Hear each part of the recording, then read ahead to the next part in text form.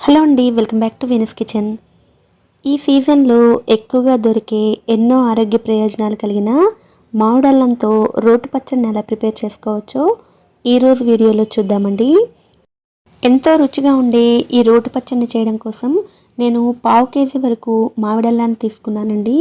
మామిడల్లం మామూలల్లంతో పోలిస్తే కొంచెం తెల్లగా ఉంటుంది. విరిచి చూసినట్లయితే లోపల భాగంలో కొంచెం పసుపుగా ఉండి మామిడికాయ వాసన వస్తూ ఉంటుంది.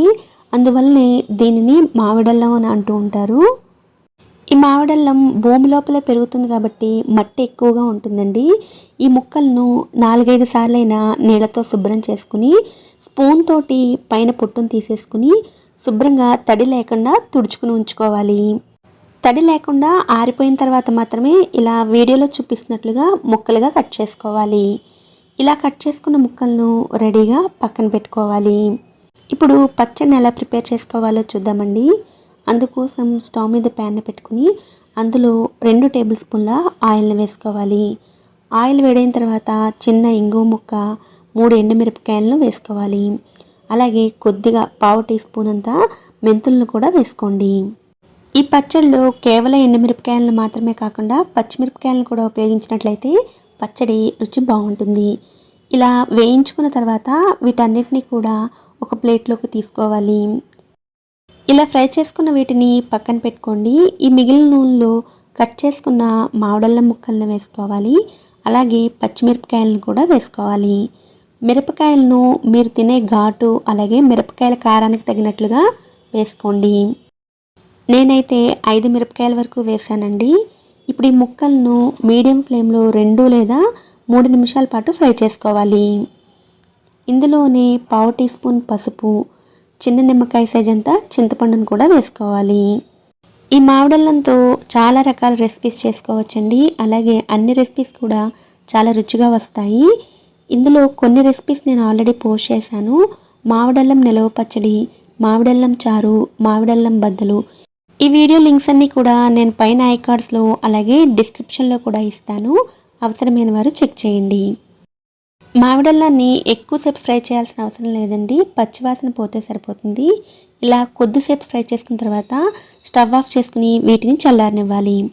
ఈలోపు మిక్సీ జార్లో ముందుగా వేయించుకున్న ఎండుమిరపకాయలు, ఇంగువ, మెంతులు వేసుకుని వీటిని ఒకసారి గ్రైండ్ చేసుకోండి. ఇలా మెత్తగా గ్రైండ్ చేసుకున్న తర్వాత ఇందులోకి ఫ్రై చేసుకుని చల్లారి పెట్టుకున్న మామిడల్లం ముక్కలను వేసుకోండి.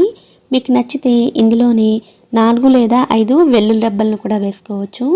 అలాగే పచ్చడి రుచికి సరిపడా ఉప్పును కూడా వేసుకోండి. నీళ్ళు వేయకుండానే చాలా ఈజీగా ఈ పచ్చడి గ్రైండ్ అయిపోతుందండి. మరీ మెత్తగా కాకుండా ఇలా కొంచెం కోర్స్గా గ్రైండ్ చేసుకుని తీసుకోవాలి. నీళ్ళు ఉపయోగించకుండా చేసినట్లయితే పచ్చడి 2 రోజుల వరకు నిలవ ఉంటుందండి. నీళ్ళు వేసినట్లయితే మాత్రం పచ్చడి నిలవ ఉండదు. ఇలా గ్రైండ్ చేసుకున్న ఈ పచ్చడిని ఒక బౌల్లో తీసి పెట్టుకోండి. ఇప్పుడు ఈ పచ్చడిలోకి తాలింపు కోసం మామిడల్లం ముక్కలను వేయించుకున్నాం కదా, అదే ప్యాన్లోకి 1 టేబుల్ స్పూన్ ఆయిల్ని వేసుకోండి. ఆయిల్ వేడైన తర్వాత 1/2 టీ స్పూన్ ఆవాలు, 1 టీ స్పూన్ మినపప్పును వేసుకోండి.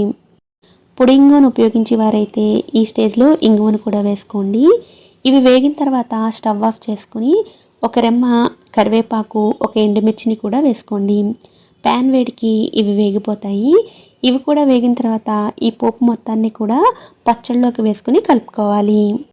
ఇందాక చెప్పినట్లుగా అస్సలు వాటర్ వేయకుండా ఈ పచ్చడిని గ్రైండ్ చేసుకున్నట్లయితే ఫ్రిడ్జ్లో పెట్టకపోయినా బయటే 2 రోజుల వరకు నిలవ ఉంటుందండి.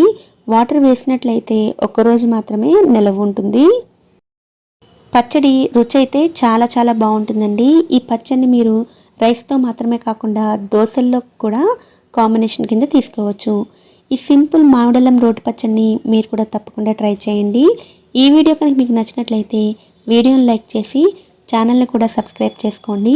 నోటిఫికేషన్స్ మిస్ అవ్వకుండా ఉండడం కోసం పక్కనే ఉండే బెల్ ఐకాన్ని కూడా యాక్టివేట్ చేసుకోండి. Thanks for watching.